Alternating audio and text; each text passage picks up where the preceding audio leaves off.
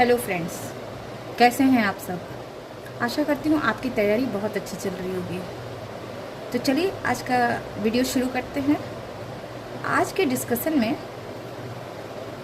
अभी तक के डिस्कशन में आपने समझा प्राइमेट्स क्या हैं, प्राइमेट्स कितने तरह के हैं, डिफरेंट प्राइमेट्स के कैरेक्टर्स क्या हैं, कैसे मंकी, एप और मैन इवॉल्व होते गए धीरे धीरे, कैसे बाइपेडलिज्म और इरेक्ट पोस्चर हो गया और उससे क्या चेंजेस आने शुरू हो गए। ठीक है, ये सारा कुछ हुआ।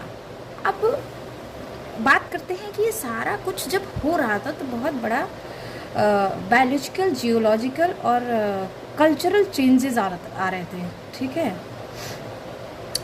पूरे सराउंडिंग्स में भी चेंजेस हो रहे थे, शरीर में भी चेंजेस हो रहे थे, इवन हमारे इथोलॉजिकल कैरेक्टर में भी चेंजेस आ रहे थे। जैसे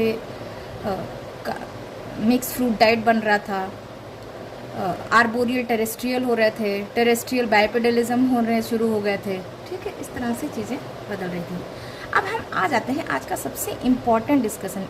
इस वीडियो को आप बहुत ही ध्यान से समझिएगा और सुनिएगा, क्योंकि इसी चार्ट पे आधारित आगे के डिस्कशंस रहेंगे। ठीक है, तो आगे हम पढ़ेंगे कि डिफरेंट टाइप्स ऑफ होमिनिड्स।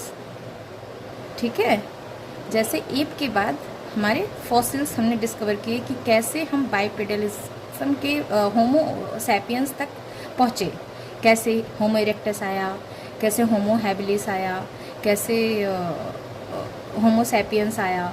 ठीक है, लेकिन ये सब कुछ जब हो रहा था ना तो एक प्रोसेस के थ्रू हो रहा था। तो ये प्रोसेस मैंने ना यहाँ पे एक चार्ट फॉर्म में डिस्कस किया है।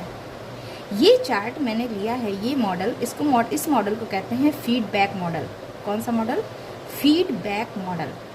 ये मॉडल लगभग 9 से 10 मिलियन ईयर्स एगो हुआ होगा, और ये किस बुक से ली गई थी? पैलियोएंथ्रोपोलॉजी बाय कैनेडी। एक आर्कियोलॉजिस्ट हुए हैं कैनेडी नाम के, उनकी एक बुक आई थी 1980 में, पैलियोएंथ्रोपोलॉजी। उसमें ये मॉडल था। तो मेरे हिसाब से, आपके हिसाब से, जब आप धीरे धीरे different kind of books read करते जाएंगे, हो सकता है आज की डेट में कुछ डिफरेंट पर्सपेक्टिव्स डेवलप हो जाए। लेकिन जहाँ तक मेरा व्यू है ना, इससे ज़्यादा इलाबोरेटिव और इससे ज़्यादा एग्जैक्ट मैकेनिज़्म, एग्जैक्ट प्रोसेस मुझे कहीं नहीं मिला। इसलिए मैं आपके लिए ये चीज़ लेके आई हूँ। इस मॉडल को समझने के बाद आपको समझ में आ गया कि कैसे कैसे होमो सैपियंस बने, कैसे हम धीरे धीरे ऑस्ट्रेलोपिथेकस से होते हुए हम आज के होमो सैपियंस हो गए।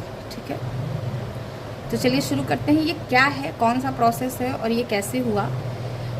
और ये एक्चुअली हुआ, ये 9 to 10 मिलियन ईयर्स पहले ऐसे हुआ होगा, इस तरह का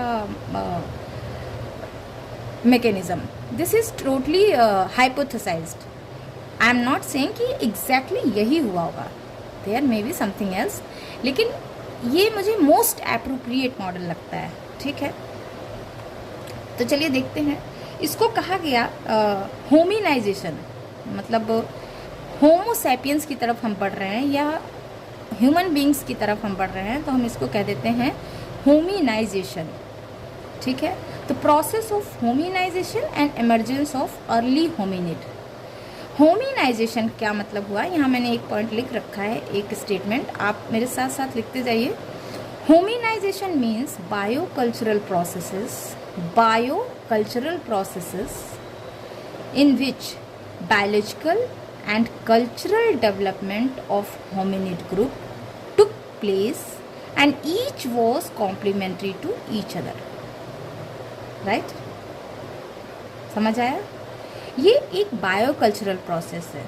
ठीक है, जिसमें बायोलॉजिकल और कल्चरल डेवलपमेंट हुआ होमिनिड का, साथ साथ ये एक दूसरे के कॉम्प्लीमेंट्री भी हुए।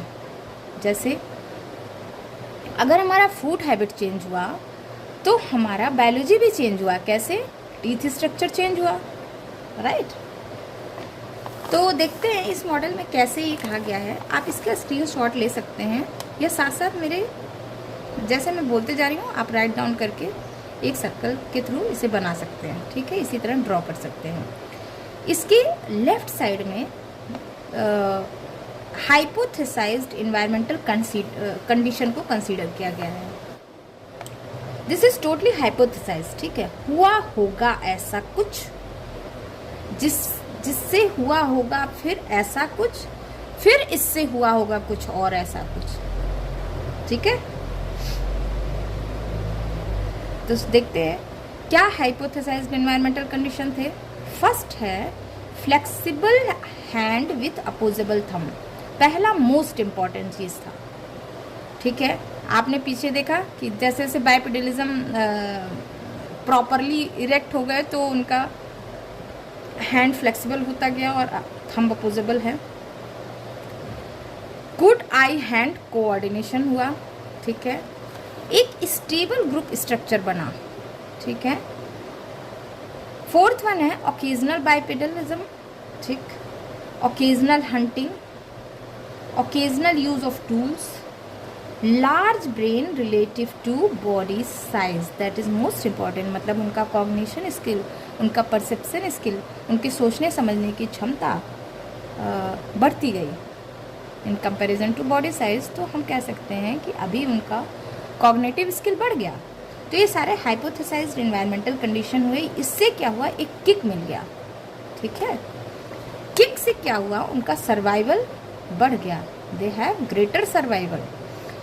ग्रेटर सर्वाइवल में अगर इन्वायरमेंटल चेंजेस जुड़ जाते हैं, एक हुआ क्या कि ग्रासलैंड धीरे धीरे ग्रासलैंड, क्योंकि बहुत बारिश हुई, फिर ह्यूमिडिटी हुई, फिर मतलब कुछ इन्वायरमेंटल चेंजेस इस तरह से हुए कि there are expansion of grassland, मीलों मीलों ग्रासलैंड बन गया।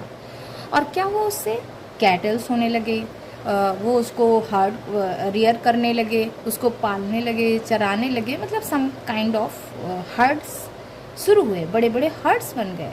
मतलब बाइसन, आप देखेंगे धीरे धीरे आर्कियोलॉजी में पढ़ेंगे किस तरह के एनिमल्स मिले, ठीक है, डिफरेंट जियोलॉजिकल पीरियड में।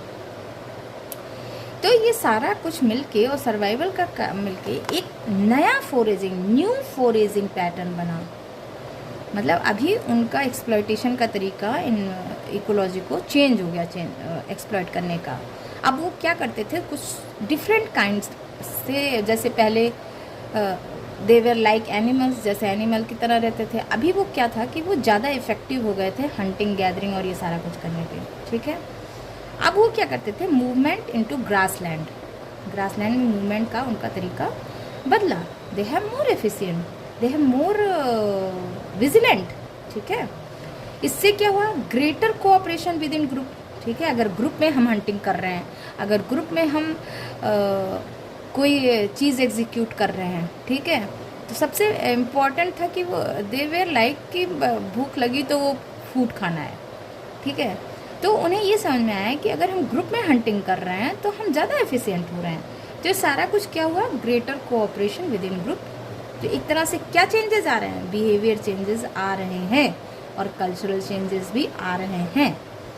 ये फिर इसको क्या प्रमोट किया, फूड शेयरिंग हैबिट, क्योंकि भाई जब बहुत बड़ा बीस्ट मार दिया, बहुत बड़ा बाइसन मार दिया, तो वो क्या करेंगे, शेयर करके खाएंगे। ये फिर किसको किक दिया, होम बेस को, एक जगह बैठेंगे, होम काइंड ऑफ थिंग होगा, ठीक है। अब जब होम बेस बन जाता है तो अलग अलग पोटेंशियल के लोगों में डिवीज़न ऑफ लेबर डेवलप हो जाता है। मेल कुछ करना चाहेगा, फिजिकल कैपेसिटी उसकी अलग होगी फीमेल से, बच्चे कुछ करना चाहेंगे, फिर इनमें भी कैटेगरीज होंगे, प्रेग्नेंट वीमेन कुछ कर पाएंगे, नॉन प्रेग्नेंट कुछ, नॉर्मल वीमेन कुछ और करेंगी, ठीक है। फिर उनमें कुछ, किसी में फिजिकल पावर ज़्यादा होगा, किसी में रनिंग कैपेसिटी बहुत ज़्यादा होगी, किसी में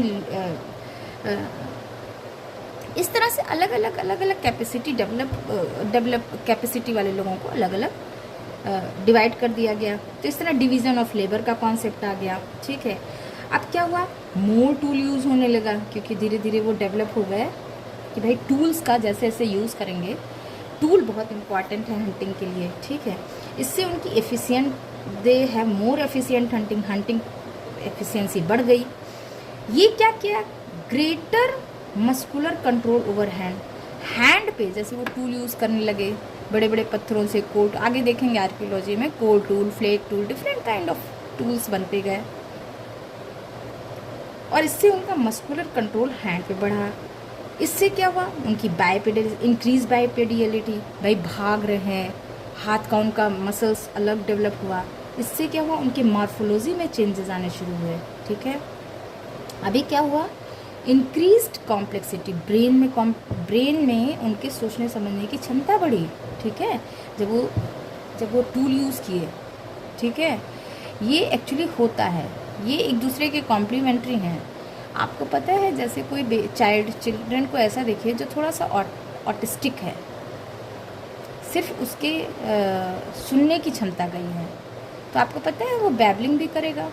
अक्सर आप गूंगा बहरा एक साथ देखते हैं, एक्चुअली वो गूंगा नहीं होता है, वो सिर्फ बहरा होता है, लेकिन वो एक दूसरे से रिलेटेड है। इसी तरह से ब्रेन की कॉम्प्लेक्सिटी एक दूसरे से रिलेटेड है, ब्रेन के फंक्शन एक दूसरे से रिलेटेड है, एक इफेक्टिव है तो दूसरा भी इफेक्टिव है। ठीक है, ये इंक्रीज कॉम्प्लेक्सिटी ऑफ ब्रेन हो जाता है। ये इसको क्या लीड करता है, ग्रेटर कम्युनिकेशन से। धीरे धीरे उनका लैंग्वेज पावर भी डेवलप हुआ, they have what you said, कि वो ज़्यादा एफिशिएंट तरीके से अपनी बात रख पा रहे हैं। लैंग्वेज डेवलप हो गया कि भाई ये डार्क ग्रीन ऐसा है तो लाइट ग्रीन ऐसा है, they have recognition, they have differentiation. ठीक है, ये क्या लीड कर रहा है, इम्प्रूव्ड केयर ऑफ यंग। धीरे धीरे जब होम बेस बन गया, एक फैमिली का कॉन्सेप्ट आने लगा, greater communication lead to improve care. तो जो बेबी प्रोड्यूस होते थे उनका भी केयर टाइमिंग बढ़ता गया। अब उन्हें ये पता होता था कि कैसे बेबी को केयर करें। They are more human than animal. ठीक है, तो ह्यूमन नेचर आप कह सकते हैं, they are more human than human. ठीक है, they are not only animal, they are human being. ठीक है, they are getting human and more human, वो और इंसान बनते चले गए, व्हाट इज कॉल्ड। तो इसीलिए हम लोग एंथ्रोपोलॉजी में एनिमल नहीं बोलते हैं, जबकि अदर डिसिप्लिन में आप देखेंगे जैसे जूलॉजी वगैरह, तो हम इसमें हम मैन को एनिमल ग्रुप में ही, एनिमल किंगडम में ही कंसीडर करते हैं, जबकि एंथ्रोपोलॉजी में हम उन्हें कहते हैं कि वी आर ह्यूमन बीइंग। ठीक है, वी कंसीडर एज देम कि ये भाई ये एनिमल नहीं है, they are more human, they don't have only biology, they have culture also। तो हम ह्यूमन हैं, वी आर ह्यूमन बीइंग। तो ये कुल मिला के इनका सर्वाइवल बढ़ा दिया, दे हैव ग्रेटर सर्वाइवल। और आज तो आप देख ही रहे हैं कि हम पूरे अर्थ के साथ साथ स्पेस में भी डोमिनेटेड है, मून पे भी हमने घर ले लिया है, तो हम पूरे यूनिवर्स को कवर करने जा रहे हैं। तो इस तरह आप देख रहे हैं धीरे धीरे हमारा डोमिनेशन बढ़ता गया। तो this is called feedback model. What is called, feedback model. आप इसका स्क्रीनशॉट ले लीजिए, या जैसे जैसे मैंने बताया है एक बार और रिवाइज कर लेते हैं। Hypothesized environmental condition, flexible hand with opposable thumb, good eye hand coordination, stable group structure, occasional bipedalism, occasional hunting, occasional use of tool, large brain relative to body size.